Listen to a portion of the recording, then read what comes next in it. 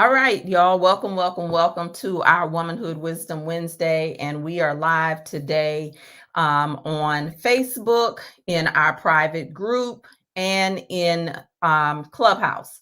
And that's intentional because this is the first time, and some people are finding their way with the new app. Everybody also did not get the love note that I sent out to the tribe. If you didn't get the love note and you are in a member of ReBirth Woman, just put me a note inside that you know that you want the love note, and I can tag you, or somebody can tag you to make sure that you get it. So I want to set up why we're talking about Powernomics. For those of you who don't know me, I'm Latanya Taylor, affectionately known as the Rev Coach, the Juicy Spirit Mama, the Priestess of Purpose, Pleasure, Passion, and Profits.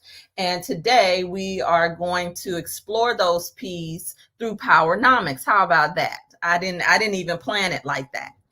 And we're going to explore those P's through Powernomics. And of course, we won't be able to necessarily, I don't know why everybody wants to start texting me at 1:00. I don't get it. So I'm just going to silence this over here. Sorry about that. But I want to continue to expand my own territory and expand the territory of those who are are on this journey. So let me give you a little backdrop of the whens, the wheres, the whys, and the hows. Of course, you all know we were filming Iyanla Fix My Life when COVID, the orders came for people to go home and quarantine.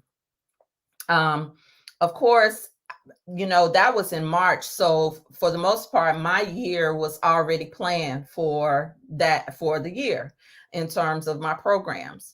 Now, my signature programs have been the Rites of Passage program, which is a 6 months Rites of Passage program for adult women, where we explore love, sex, and money, and really you define your relationship with it on your own terms. What I found almost immediately is I needed to make sense of what was going on around this pandemic, because of course, when things come in and shift, people go into hysterics. And so because I had been trained very well through years of being an officer in the Nation of Islam, and just being mentally prepared around being able to decipher and understand what's being said to the masses versus what's really going on. So I did my own little study. I took my time, and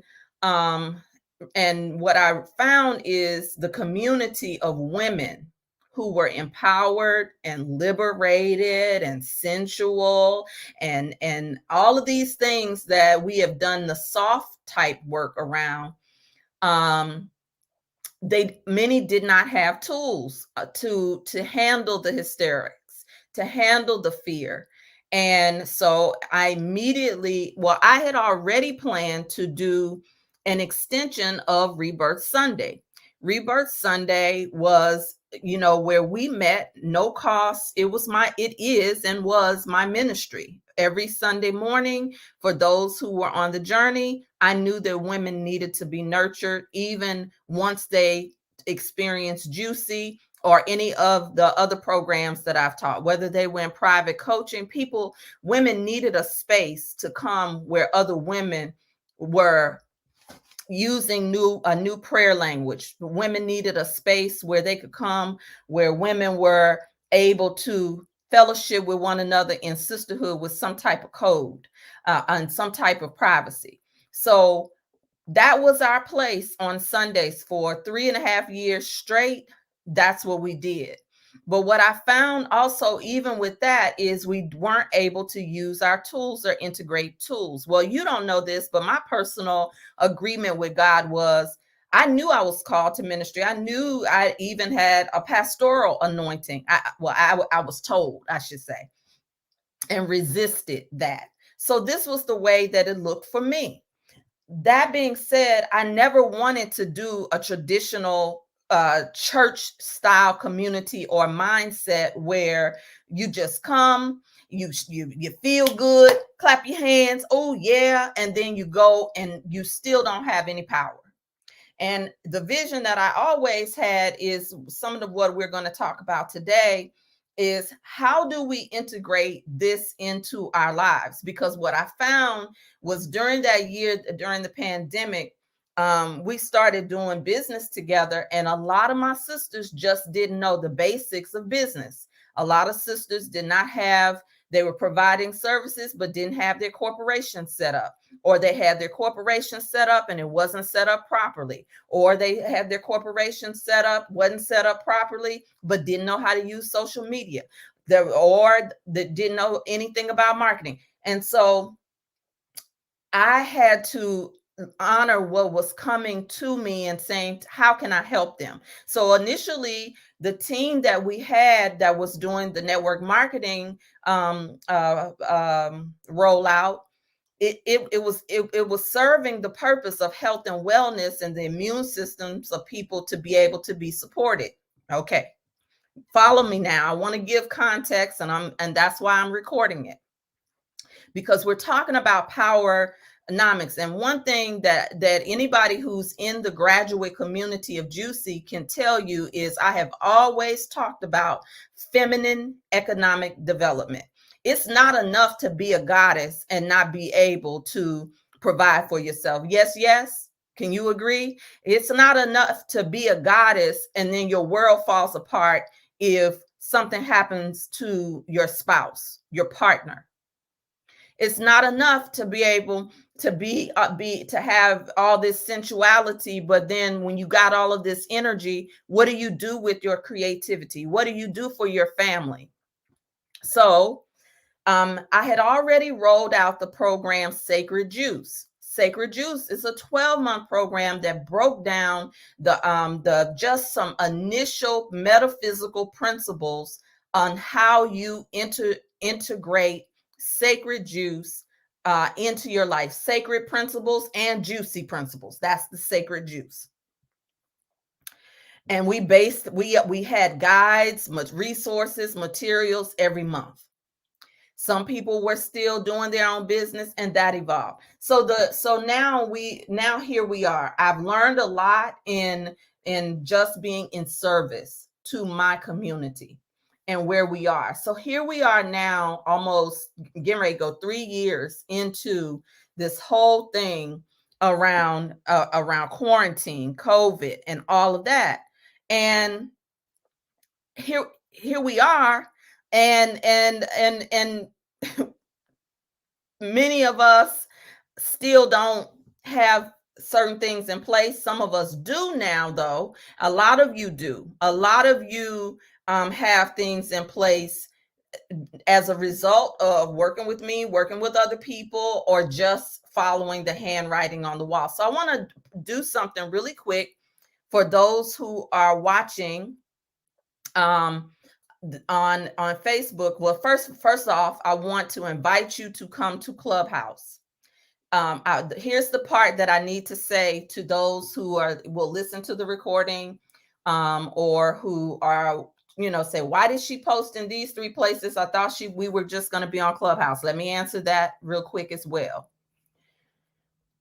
Of course, we're talking about people receiving information at different times. CJ, join me in Clubhouse so you can help me co-host, because this is your area of expertise. So anyway, so why did I post in 3 different places? Because we're talking about information suppression. I am so shocked that I live in the United States of so-called Americas, or the so-called United part of the states of America, because I'm so shocked at what I'm seeing in terms of this whole thing with COVID. Now, let me tell you something. Information suppression is real. Facebook and Instagram are suppressing views even right now as we speak. The normal audience that I would have when I'm doing public, I've seen the numbers be affected. I'm not going to work to fit into an algorithm. I have an algorithm from the divine. And if you're not careful, those of you who are running businesses and you're trying to fit into an algorithm of this particular platform, it will affect your mind, your body, and your spirit. This is a monster. This is a beast. Now it's metaverse. It has an agenda. We know, if you haven't watched the Netflix special, I'll see if I can get the link and post it to understand the level of data mining that's happening for all of us. All of us are being tracked. But this is on another level in terms of information suppression. And I see the handwriting on the wall. So there have been some of you who have inboxed me and asked me specific questions, particularly when mandate conversations started coming out. Again, another level of my own community in distress, because yeah, you made it through COVID, but some of you were concerned about losing your jobs now or being forced to be vaccinated. I said the word. See what I'm saying? There are certain key words now that you cannot even say without your information being flagged. So of course, I'm not going to have certain conversations where I'm wise enough. I know about counter intel pro, counter intel pro. I know about that. I understand about counterintelligence programs. Okay. So I'm not going to put myself in a position. Also, we're in a season where we are being called to be sovereign, to look at the choices and decisions that are best for ourselves, for our families, for our household. And many families are even having to look at what's best for themselves. We have many families, including my own, that have been very much impacted in a negative way, depending on the level of fear, education, where you fall on the side of politics, and all of that. So on that note, I wanted to hold our hand and gradually move us into a space. And I want those who are already in the tribe, who are already active in the tribe, to give me feedback on how it feels for you to move, because I heard that it's, I love that song that says, "Are you ready to move?" Are you ready to move when God says move? Because sometimes it's time for you to move. You don't wait to be locked out of your account, to have flags on your account, or that type of thing. And so when we're talking about Powernomics, I was so moved again by Dr. Claude Anderson. And I want to know how many of you all have the book. If you're watching, especially on Facebook, go on and put in the comments how many of you all are familiar with the book, got the book, or you want to really dive into it. And we're just going to go through a few principles, but I do want to play a clip, because I wanted to set this up properly today. Open up your mic on Clubhouse, and let's talk about it. So let me play this clip really quickly. If you can just keep your mic closed for now.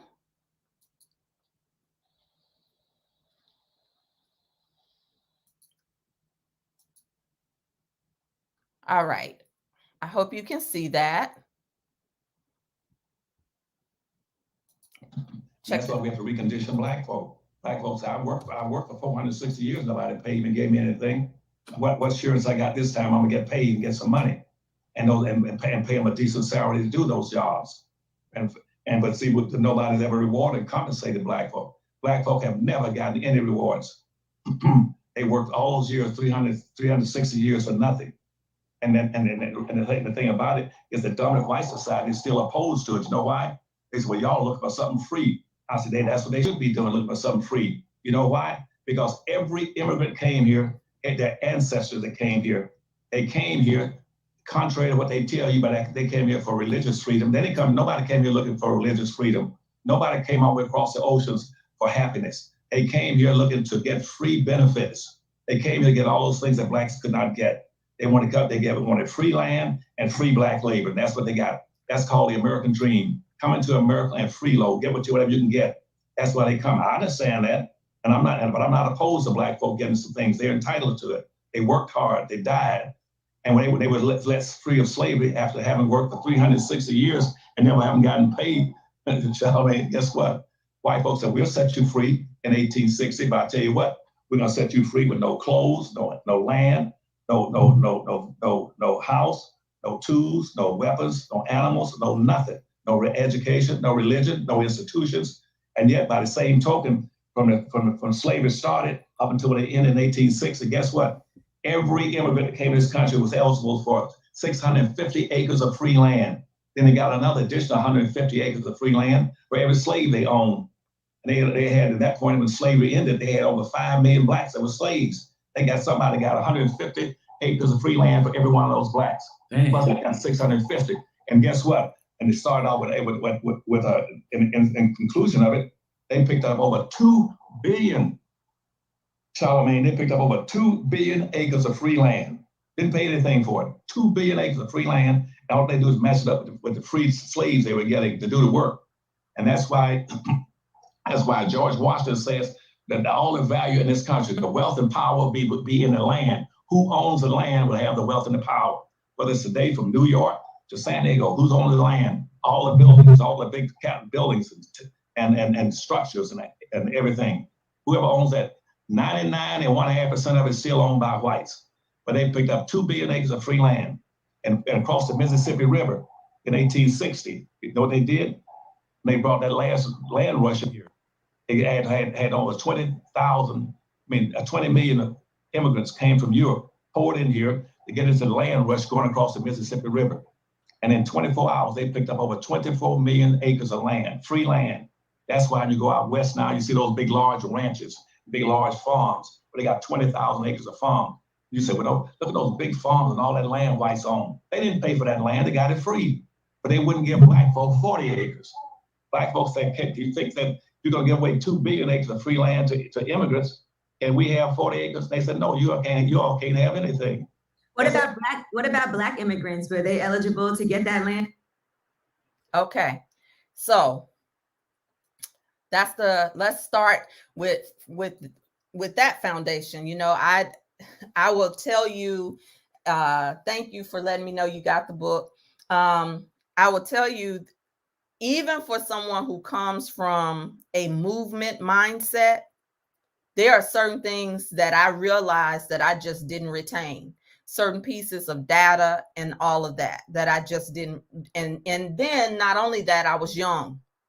I wasn't thinking about the level of economics that he's referencing and the impact during the time of empowering my mind and in terms of Black people and Black power in our history. I just, even now, I'm like, wow. So you got to know that there are 20-year-olds like me and 30-year-olds like me who right now today may not even understand it. And so what do we do? But I will say these millennials are rolling around a lot different than we were, because they're opening businesses, but they're also pooling resources. So let's talk about it. The first thing that he talks about is he lays out the history. First of all, he talks about race in terms of politics and that type of thing. And I do have an outline because we won't go line for line for the book. I want those of you who've already looked at it or just feel impacted by it, you can raise your hand and I'll unmute you so you can come up to share.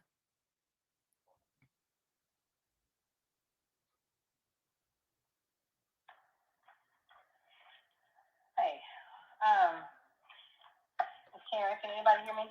Loud and clear. Okay. Well, I have only, this book, I was gifted this book last year. There's some man, this black man I know knows me, must have had some conversation or something, and walked in and gifted me this book. So I found it interesting that you were having a class, and I've only read about a little bit in it, and I have some stuff highlighted. So I of course, I didn't get far in this book. You know, it didn't have no juicy tales in it. So, I do read those much better. But I am in chapter 1. It's some stuff that stood out to me is about how he said the structural racial inequities of wealth and resource powers function in a similar way, that they are buried in the fabric of American society. Some of these inequalities are just buried into how America began. And with that being said, we are just so far behind on even knowing the game. Mm-hmm. I hate to call it a game, but it's kind of rough to me. But that makes us that much more behind. Mm-hmm. And and right now, it's just something else I had in here. If Black Americans are to resolve and reverse the legacies of slavery, they must view and treat racism based upon its original meaning and intent. And then my notes were that money and politics and the currencies, that money, politics, and social currencies, it's about keeping the divide for them to stay ahead. And I don't know, I'm interested in finding how do we begin to learn it? How can we even incorporate it in school? I don't think that it would be. That's a good question. Karen's question was, how do we begin to learn it and how do we begin to incorporate it in school? And I'm going to play another part of the clip in a moment, but Dr. Claude Anderson says, and when he talks about Powernomics, he talks about 12 economic action steps, and he has a whole chart. Karen, if you can mute yourself just because of the background noise. He talks about a power economics chart to help us practice group economics. So the first principle is group economics, and I wanted to talk about that a little bit in terms of group economics, because that's literally the first principle, and there are 11 more principles.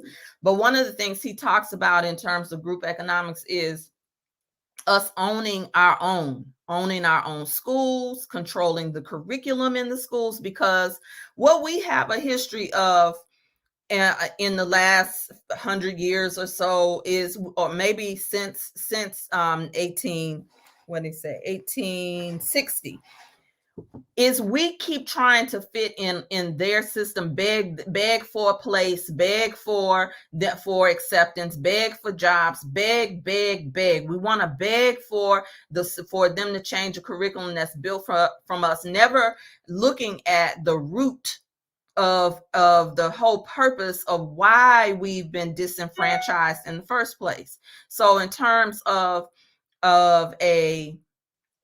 them teaching us in school, do you think someone who is holding a secret from you is going to teach you the secrets? Because like he said, all of that land we see, they got for free. Many of us don't know that the first affirmative action happened for immigrants. That's what he was talking about. If there was affirmative action for immigrants, then that ought to tell us that we were already here. We were already indigenous and outnumbered in the land, and they were the immigrants. If you look at the history of New York City, and if y'all be, a lot of times we be watching The Godfather and watching certain movies, but we're not paying attention that that's history. That's real history. There's another movie that shows you the actual history of a place like New York City, where the immigrants came with their diseases and everything. But what they did all the time was group economics. In other words, they pooled their resources together. He defines capitalism, and he was saying that the definition of capitalism, first of all, for this country, is about controlling the land, the resources, and using someone else's labor to enrich yourself. that if we right now, you can see that the wealth gap is happening for the country. It's being a great equalizer because they're calling this the great resignation. How many of you are noticing that Walmarts are closing early or closing down? Right here in Georgia, there are three Walmarts that we know of near us that are closed. And when they do open, it's nothing on the shelves. Capitalism is changing right before our very eyes. So systems are created by men, but they also die at the hands of men. But trust and believe those who have the power and the influence will influence the next system that's being created, which is artificial intelligence. But we still need land. So what he's talking about is still valid. Anybody else want to jump in terms of your observations? I know, CJ, you came in to co-host with me, and I wanted to ask you specifically if anybody else wants to either take themselves off mute and jump into the discussion or raise your hand so that I can recognize you. But one of the things before I don't see any hands raised, I want to ask CJ real quick. Just as an accountant who does taxes, you know, we talk about this all the time. We have good people oftentimes who own businesses and who really want to help people, but they themselves just don't know. I mean, you've taught me a lot as well, and you have to get people's books together. What do you see in terms of the idea of group economics in terms of small businesses? What do you think the possibilities are? Wow, that's a loaded question. And thank you for this space. Thank you for this opportunity to share. What I see, based on Dr. Claude Anderson's Power in Economics, is we are going back to the basics. What I see is there is an element of entrepreneurs now, not my generation, younger, the 30-year-old brackets, and they are going back to the basics. And a lot of them are not familiar with Dr. Claude Anderson, but they have this mindset that they are just going to do. They're going to own their own businesses. They're going to own their own land, and they're going to have group economics. Now, what I'm seeing because I'm 46, in my generation, the Generation Xers, we weren't taught that. Mm-hmm.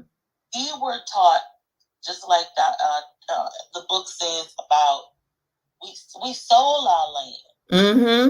Mm-hmm. Even now, we're trying to find land, and we just lost a matriarch in our family, and so now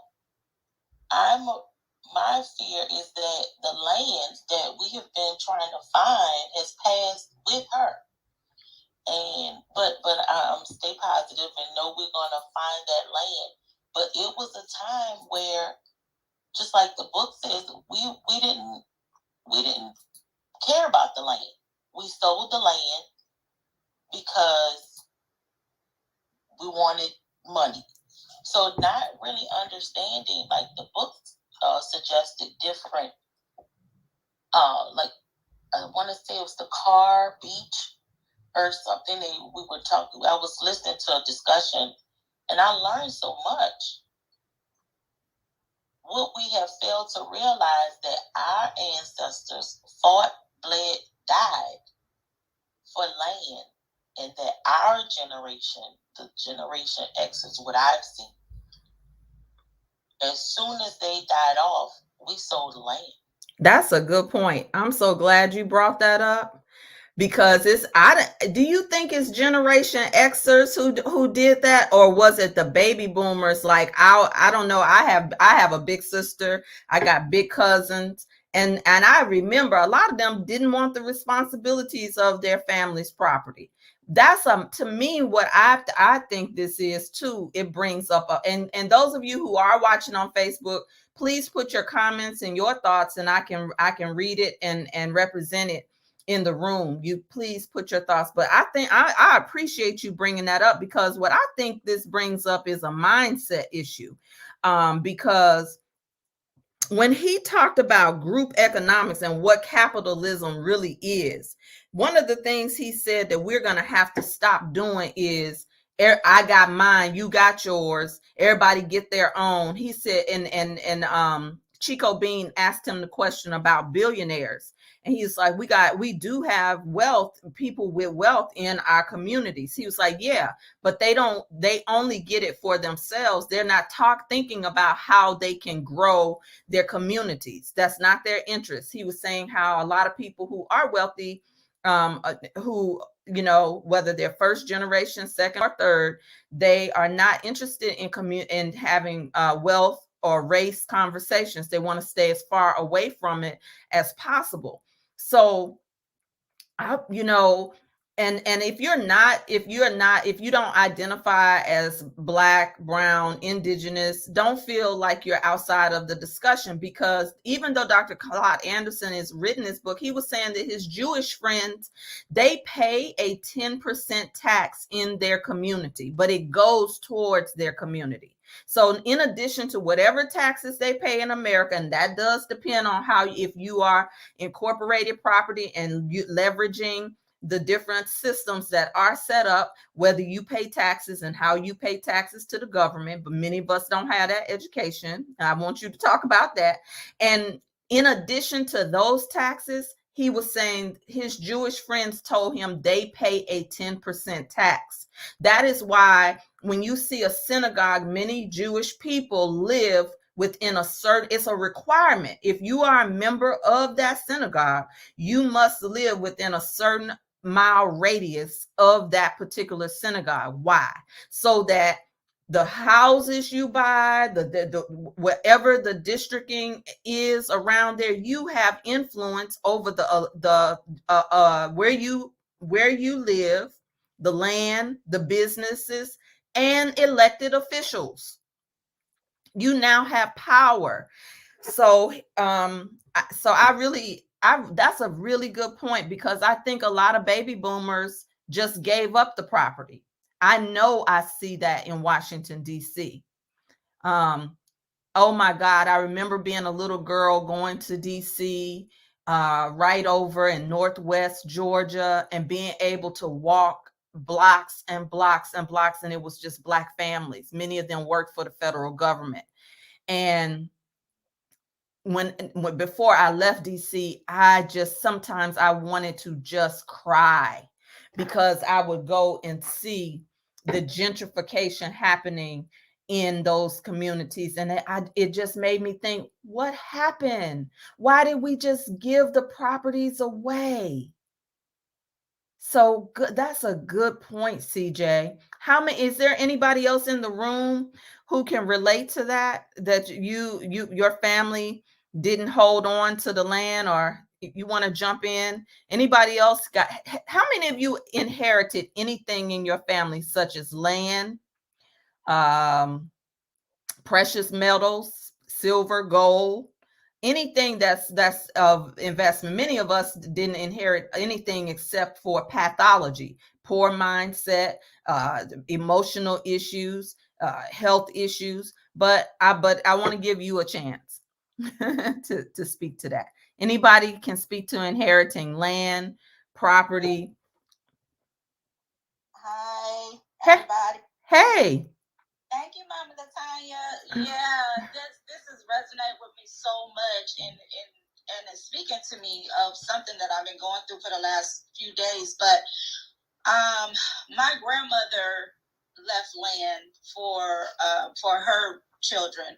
My mom was the last of the children that had was that inherited the land, because all of her siblings passed on before her. But when she passed on in 2015, it was left to us, to my brothers and I. But our mindset was not that to take it over. You know, we were mourning so much, and plus the fact that we didn't live in the area, and the area where we came from was just so ran down or whatever. But it was like my grandmother had 3 houses side by side, and we just let that go. My cousins, they turned the house into a dope house. Eventually the house got burned down, and then the state took it over. And now I'm 53. Now I realize that why did y'all do that? But then I also realize and I understand that our minds, none of us was in a space that we're in now. You know, now we talking to each other like, dang, we shouldn't have never let that go. But, you know, it's too late. And so now when people try to buy my property, I'm like, no, I get calls every day. I'm like, no, this is legacy children and my grandchildren. Okay. So it resonates so much. And I got the book before you even put the call out for the book club and for us to study this book. So I'm so excited about what's getting ready to happen. And I know it's some things that's getting ready to go on, but it's making us take a look also at our ancestry. Something that you've been teaching for a while now. So, you know, people like myself who never even thought about ancestry or where I came from or whatever, or, you know, the values that were instilled in us and the things that we learned. I just found out yesterday that in my family, my great grandmother had a restaurant that got burnt down. You know, they put her out of business because she was feeding hobos and, you know, feeding her neighbors and, you know, just taking care of her people. So she was practicing some form of group economics, except, you know, group economics would be if you empower the people to do it for themselves. Many of us have come from a model of churches and organizations that take care of us, but in many ways it crippled us. I see other hands raised. I didn't want to cut you off, but finish what you were saying. No, I'm finished.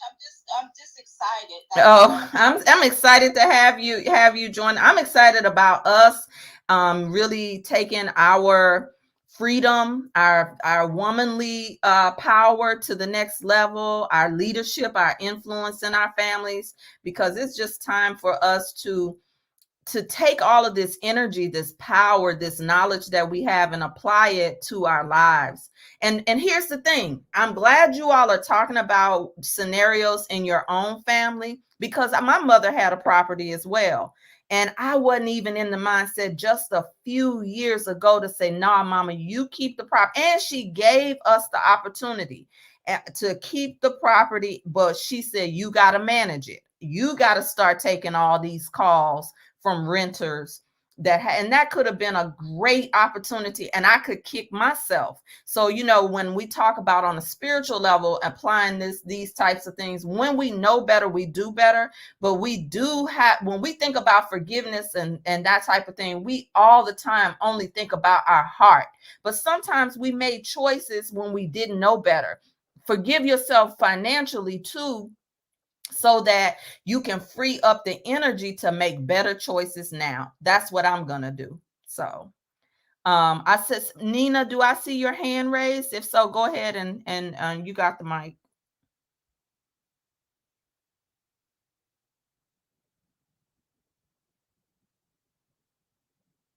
Someone said, I'm loving the conversation. I'm in Clubhouse, but I don't know how to unmute. I didn't mute everybody.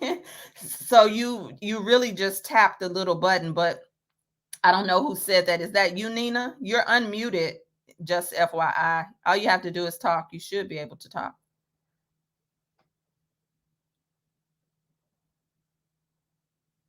Well, I see your hand raised. Let me see. Okay, there you go. You should be able to talk now. All right, now it's on.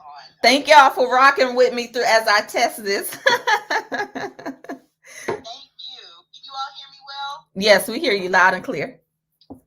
So first of all, yay! I'm so glad that I was able to join you all. I saw the message, and I'm always happy to be in any room that you're in. So I just wanted to say that part. But I definitely have been thinking about this ownership of property piece, because my grandmother is now 92.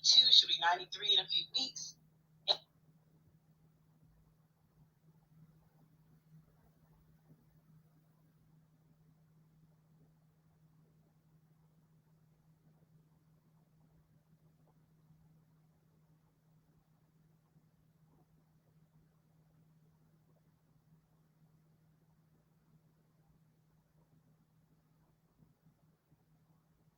Do some of the things that they wanted to do for legacy. However, economics have changed over the years, and making a lot of these decisions on her own now that they're not in partnership together in that same way. And then, my mother's take on things. It's very interesting how we are having these conversations, but I'm glad that you illuminated so much, and I definitely want to get this book, Powernomics, so that I can get into the meat and bones of that, and maybe stir our conversation in a different way, because I have been trying to have some conversations with her as I try to grasp my own money lessons. Mm-hmm. So I'm glad that we're having this conversation today, because it redirects my thinking to be mindful of the conversations that we're having as we have these new conversations around money and around what do we do now. I would like to have the empowerment of that kind of mindset conversation. So thank you, and thank you for the programs that you, the rooms that you offer that have those conversations. So I'm gonna stop talking there and. Well, thank you. I appreciate you acknowledging what you did. CJ raised a great point in terms of, I love when you say that. It's definitely good time. Amazing how we're not in each other's family, but we're still in each other's family, if you will, because we're all. That is the tone right now. And I want to say, and I too, Latanya, have to give myself, forgiveness, give myself permission to just, I didn't know what I didn't know. And with that being said, if we would have known that there are tax breaks related to owning land, if we would have known that you can put your family's land, Nina, in a trust, and come on, talk about it. Taxes, I really believe we would have done things differently. But because, and I'm speaking from the number side of things, I can tell you from someone being on this journey of learning those things since college, since I was like 19, and I knew these things occurred because when we learned them and we learned how to journal and put things on the books, I'm like, well, where is that for us? But it was very difficult to try to break into those doors, if you will, because it was a language that was definitely not common. We grew up, and that was some of the things they talked about in the books as well. We grew up saying, get a good job, go to school, get a good job, and don't make no waves, And so when you're trying to just ask your other counterparts, man, how do you guys do that? How do you do that? It's like it's a language that it's like this known, unknown, secret society type thing, if you will. And I don't know, a lot of people feel like this is something that's the book is pro pro-black or something like. No, it's facts, and numbers don't lie. And right. Oh, that's good, CJ. Can you continue, please? No. When he says in the book that it will take, I want to say 258 years to catch up to our counterparts, you have to stop and pause and understand where we came from. And he talked about from Constitution days, and it does take the group economics. And I know Latanya mentioned about the baby boomers, and he also talked about integration and segregation. When we were segregated, we had to have group economics. Mm-hmm. But now that we have integrated, we wanted to make sure that we showed everybody else that, we're decent individuals. We're going to live in the neighborhoods you chose to live. That's why it was so easy for the gentrification to come in. Mm-hmm. And so now, talking about the money and the mindset, it definitely starts with the mindset. It is definitely like we are having to unlearn the things that we were taught. But yeah. I'm very excited. I'm very hopeful that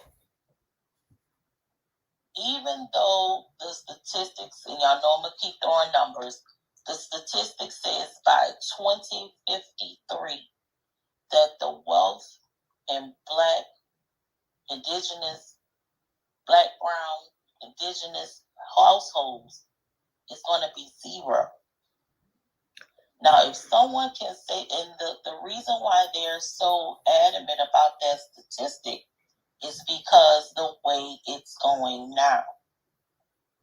It's only through conversations like this, platforms like these, awarenesses like these, that we can sow the seed into saying, yes, we can change that dynamic.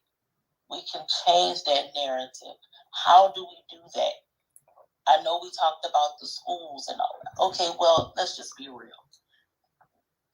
Unless you teach your children, it's most likely, or just like Latanya said, you build your own school. Normally, you're not going to have that conversation. So then it takes some extra work that we have to do as parents, as elders, as family, that we have to teach the kids a different way. And I still feel like going back to the basics is the answer. Oh, right. We're going to be forced to go back to the basics right now. If I don't know how the grocery stores look in your area, I asked you all to unmute yourself if you've seen the shelves be empty, and if you haven't, let me come go grocery shopping and stock up in your area, because I did just talk to somebody else in another state, and they said they haven't seen it in their grocery store. But to your point, CJ, real quick. If in 2053, that's the statistics, what astounded me is when Dr. Claude Anderson said that our economic has not changed since 1790, that we own the same amount and control the same amount, which is half of the 1% of wealth.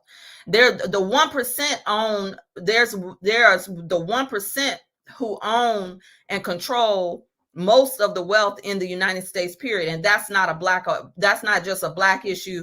Anybody that is a citizen ought to have an issue with that, because that's why he said this isn't about race. You said, I'm gonna keep throwing the numbers in your face, but a lot of us have a mindset issue. I don't want to deal with the numbers. I'm not good with numbers. That's a mindset affirmation that keeps us stuck, particularly as business owners. So that's one thing on the mindset note. But then you brought up the second point from Dr. Claude Anderson, which is code of conduct. You said we have a lot of unlearning to do. And you're absolutely right. He said we do not have a code of conduct for people who are in business, who own their own businesses. In other words, we do not have a conduct. He said the code of conduct simply can be, I'm going to buy from my own rather than going 3 miles out of the way to buy from somebody else because we think their water is wetter and that their fruit is sweeter, and that we make a concerted effort to purchase and patronize. But we'll fall out with one another very quickly, which brings up the mindset issue, because check this out. You said another point, CJ, I want to recap because I'm so glad it's coming out organically. The third thing is why I hone on the mindset is because given what we're going through right now during this COVID season, we also have an issue where we have to look at who are we in relationship with. Because the first place that economic development starts is in your family. Do you have a family business? Can you have a conversation about family business? Can you create a family business? If you cannot create a family business, then that brings up the deeper conversation of healing and issues of the heart in our families that we don't address. So we are forced to create with our families of choice. So you said it, CJ. You said we're not family, but we are family. We're not blood, but we are all family. And I'm heavy on that, and that's why my heart is so soft when it comes to when we do communities. When I'm a part of a community, I really do. I want people to have a better experience than I had in my own family. I want people to feel embraced, to feel loved, to know that they matter. I want us to be able to share our businesses. When I go home to Mississippi, or even before that, I try to send people to Karen. Why? Karen is in my tribe. That's feminine economic development. I'm not in Mississippi, but guess what? I can send people to her. It's just so many things that we can do that we'll fall out of love with each other real easy. We'll break up with each other real easy, or we don't address, damn, what can I go to my family? I'm going to say this, and then I want to open the mic up to anybody else. When I moved from Costa Rica, check this out. I knew that I had to be in a whole different position in terms of business influence and control of my destiny, because when we came back from Costa Rica, we were coming to visit, an extended visit, and then go on to our next station. We were on our own tour duty. We were moving to another international location. But the election season happened. The deal that we had fell apart, which was a multi-figure deal that was on the table. A sweet, sweet deal. But it fell apart. So Spirit said, if I got you this one, I'll get you another one. Be still. So, but I had to look at, could I live with family? I had to look at where could I go? And the options was limited. Not just limited because it wasn't that I didn't have options of rooms and beds and places to stay. It was the mindset as well. So I knew then that I had to make different moves as well. And I hear other people who live abroad also face this. Just talking to an expat that's moving from Ghana. And that's another thing. Dr. Anderson said our billionaires will take their money and invest it in Africa, but thinking that they're doing something or some other place. When we have the same numbers, right now there are places in Mississippi, Alabama, and Tennessee that are like third world countries in terms of education, literacy, and even living conditions, that we could find places to be able to sponsor when we find our wealth. So that's a huge mindset shift. Someone said on Facebook, we knew about racism and surviving through it. There's a documentary on Amazon Prime called Out of Darkness, which lays out the entire systemic plan played on by preventing Black wealth. Dr. Claude is featured in this documentary as well. It is a must-see for this discussion.